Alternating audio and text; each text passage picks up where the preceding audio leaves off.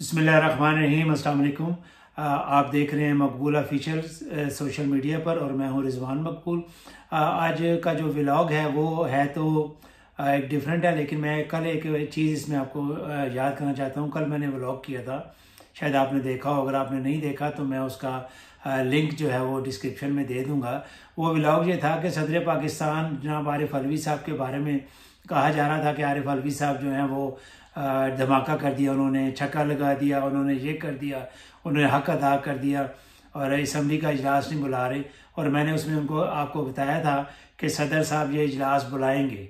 सदर साहब ने जिनके कहने पे इजलास बुलाना है वो ये इजलास बुलाएंगे और ये इजलास होगा। ये हो ही नहीं सकता कि ये इजलास ना हो, क्योंकि सदर साहब की तो कोई अहमियत ही नहीं है, उनकी तो कोई औकात ही नहीं है। ये खुद मुस्लिम लीग नून वाले क्या कहते रहे उनके बारे में कि इसकी क्या औकात है, ये इलेक्शन का ऐलान करे। याद है ना आपको।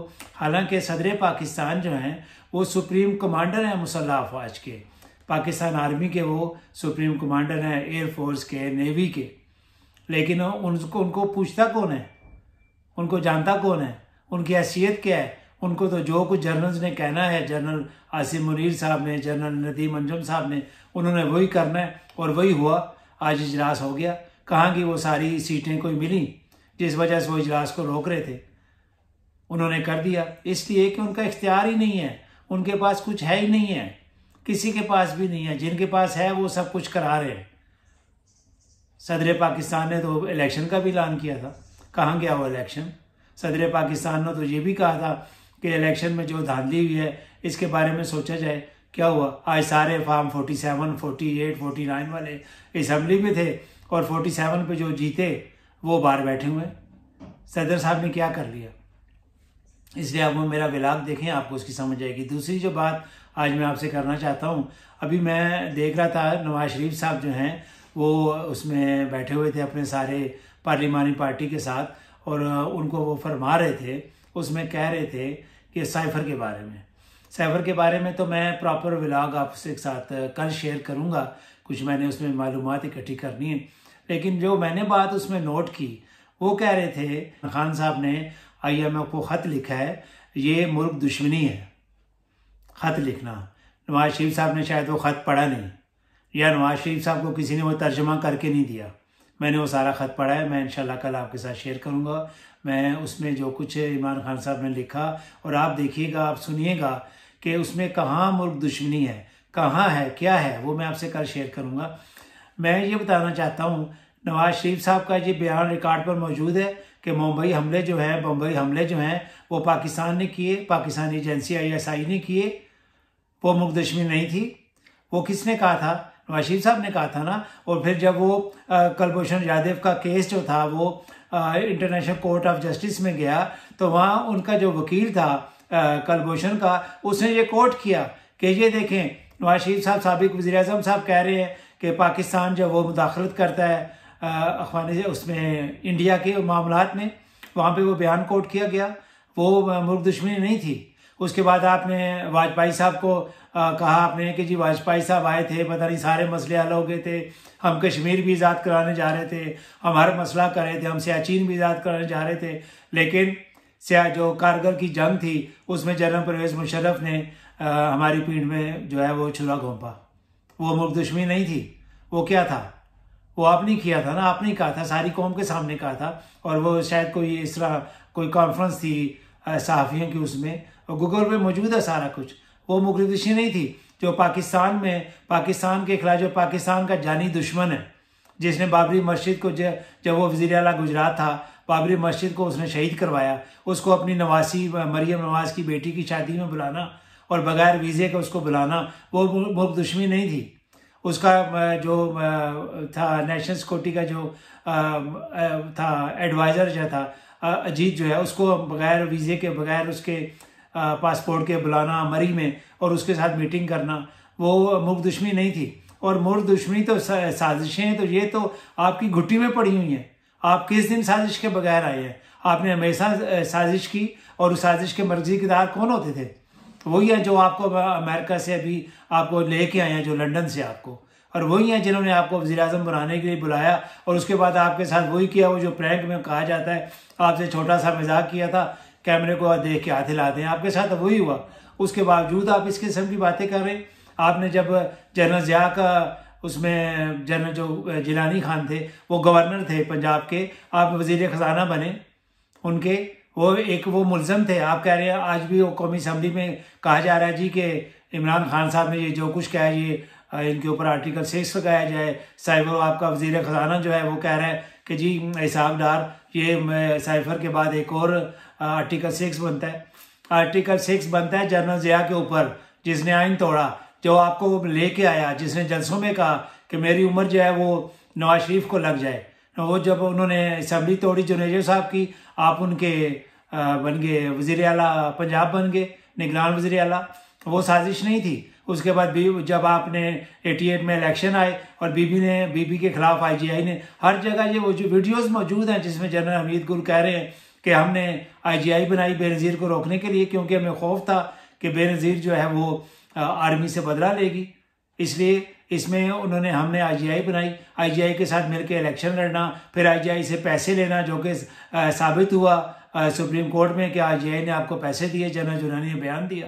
वो साजिश नहीं थी, वो मुकदुश्मनी नहीं थी। उसके बाद आपने साजिश की, आपने सदर उनके साथ गुलाम इसाक खान साहब के साथ, जनरल असलम बेग के साथ, और बेनज़ीर को घर भेज दिया।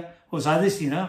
उसके बाद आप फिर आए, उसके बाद बेनज़ीर आई, फिर आपने बेनज़ीर के खिलाफ साजिश की, लगानी साहब के साथ मिलकर जनरल जहांगीर करामत साहब के, आपने फिर उनको घर भेज दिया। साजिश करके आप फिर वज़ीर आज़म बन गए। साजिश तो आपको, साजिश के बगैर तो आप वज़ीर आज़म बने कब हैं?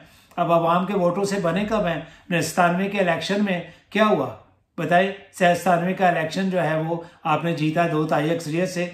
कौन था उसके पीछे? कौन सी अवाम ने आपको वोट दिए थे? 90 के इलेक्शन में आपको कौन सी अवाम ने वोट दिए थे? किसी को 2 ही पार्टियां थी उस वक्त, एक पीपल्स पार्टी और एक एंटी पीपल्स पार्टी। मुस्लिम लीग का तो कोई नाम ही नहीं था।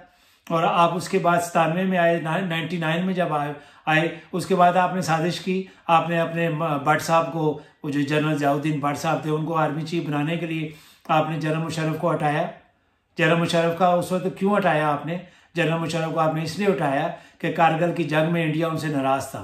इंडिया के इमाम के ऊपर, अमेरिका के इमाम के ऊपर आपने उनको जो है वो आर्मी चीफ से हटाया। वो साजिश नहीं थी, वो गैर मुल्की, वो दुश्मनी नहीं थी, मुल्क दुश्मनी। उसके बाद आप चले गए, आपको जनरल मुशर्रफ साहब लेके आए। उसके बाद फिर आप क्लिंटन की किताब पढ़ें, उसमें मैंने खुद पढ़ा, उसने लिखा कि आपने रिक्वेस्ट की जनरल मुशर्रफ साहब को रिक्वेस्ट की, जनरल वो जो थे सऊदी वजीर ऐद थे उस वक्त, फिर बादशाह बने अब्दुल्ला, कि मैंने उनको कहा कि जनरल इसको नवाज शरीफ साहब को जेल से निकलवाएं। ये उन्होंने अपनी किताब में लिखा हुआ है, पढ़ लें। आप तो कहते हैं जी उसने मुझे 10 फ़ोन किए तो मैंने फ़ोन नहीं सुने, तो मैंने 10-15 अरब रुपए और डॉलर्स की मैंने ऑफर टुकरा दी, मैंने एटमी धमाके किए। और वो अपनी किताब में लिख रहा है कि ये हो सकता है कि आप अमेरिकन सदर को एक पाकिस्तानी वज़ीर-ए-आज़म कहे कि मैंने तुम्हारी बात नहीं माननी, और वो उसके बाद कहे कि जी इसको सऊदीया बचा दो, इसको फांसी से बचाओ, इसको जेल से बचाओ। आप पढ़ें तो सही इसकी किताब, उसमें क्या लिखता है क्लिंटन। उसके बाद आप आगे परवेज़ मुशर्रफ साहब सदर बन गए।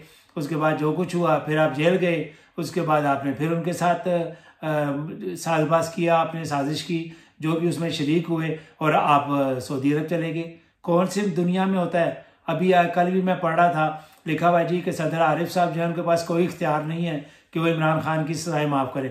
उनके पास इख्तियार है, आर्टिकल 45 के तहत उनके पास इख्तियार है। अगर उनके पास नहीं है तो आपके पास, जनरल मुशर्रफ के पास कौन सा इख्तियार था कि उसने रातों रात आपको पूरे ख़ानदान और 200 सूटकेसों समेत आपको सऊदीया भेज दिया? कैसे भेज दिया उसने जब उसके पास इख्तियार नहीं था? वही इख्तियार आज आसिम जनरल जो है आरिफ अलवी साहब के पास भी मौजूद है, वो भी उसको यूज़ कर सकते हैं। उसकी क्लास हैं 45 है या 39 है, उसके मुताबिक वो माफ़ कर सकते हैं, उनको किसी की ज़रूरत नहीं है। जब आप भागे थे मुल्क से परवेज़ मुशर्रफ से माफ़ी मांग के, तो परवेज़ मुशर्रफ ने कौन सी काबीना से इजाज़त ली थी? परवेज़ मुशर्रफ ने कौन सा उसमें वज़ीर-ए-आज़म साहब से कहा था कि आपकी माफ़ी करें? कुछ भी नहीं हुआ था। आप रातों रात खामोशी से गायब हो गए थे। उसके बाद आप फिर आए, फिर आप वज़ीर-ए-आज़म बने। उसके बाद फिर आपको जेल हुई। दुनिया के कौन से कानून में है कि एक बंदा जेल में है, वो कन्विक्टेड है, और उसको रातों रात बाजवा साहब ने भेज दिया? अब तो सारा कुछ क्लियर हो गया ना। पहले तो आप कहते थे दावतों ने भेजा, अब तो उनका वज़ीर जो दिफा था वो ख्वाजा आसिफ, वो कह रहा है जी कि जनरल मुशर्रफ ने भेजा, जनरल इन्होंने भेजा था, बाजवा ने इमरान इसको बाहर, नवाज शरीफ साहब को लंदन भेजा था। तो अब कौन सी बात रह गई? तो कौन कौन सी साजिश आपने नहीं की, कौन कौन सी मुल्क दुश्मनी आपने नहीं की? आपने लंदन में बैठ के जब आप पाकिस्तान से गए हैं, पाकिस्तान का बदतरीन दुश्मन अशरफ गनी जो उस वक्त अफगानिस्तान का सदर था, और वो किसकी कठपुतली थी? वो अमेरिकन की थी। अमेरिकन ने उसको बिठाया हुआ था। उसका जो था नेशनल सिक्योरिटी एडवाइज़र था, हमदुल्ला मोहिब शायद उसका नाम था, उसके साथ तो आपने मीटिंग नहीं की थी ना आपने मीटिंग? वो क्या लेने आया था आपके पास? क्यों आप उसको मिले थे? वो तो पाकिस्तान के खिलाफ था, वो तो अभी भी पाकिस्तान के खिलाफ है। वो तो अशरफ गनी तो पाकिस्तान का जानी दुश्मन था। और उसको जिसने पाकिस्तान के साथ जो कुछ किया, वो सारा कुछ उसको वहाँ से भगाया। जिन्होंने भगाया वो उसमें मेन किरदार जनरल फैज साहब का था। उनके बारे में आप क्या कहते रहे? वो मुल्क दुश्मनी नहीं थी। मुल्क दुश्मनी के आपके रिकॉर्ड तो कोई तोड़ ही नहीं सकता, साजिशों के रिकॉर्ड तो आपके कोई तोड़ ही नहीं सकता।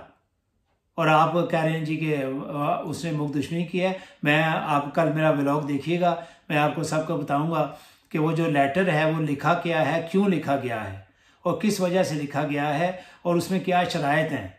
और ये आपको ये भी बताऊंगा कि ये जो बड़के मारते हैं ना, हमने सियासत बनाई, हमने रियासत बचाई और हमने डिफ़ॉल्ट से बचाया, ये भी मैं आपको कल बताऊंगा कि डिफ़ॉल्ट से किसने बचाया और कैसे बचे। और जहाँ तक आप तो 16 महीने नारे लगाते रहे हमने रियासत हमारी, हमने सियासत डुबो दी, हमने सियासत ख़त्म कर दी, तो फिर आपके पास इतनी सीटें कहाँ से आ गई?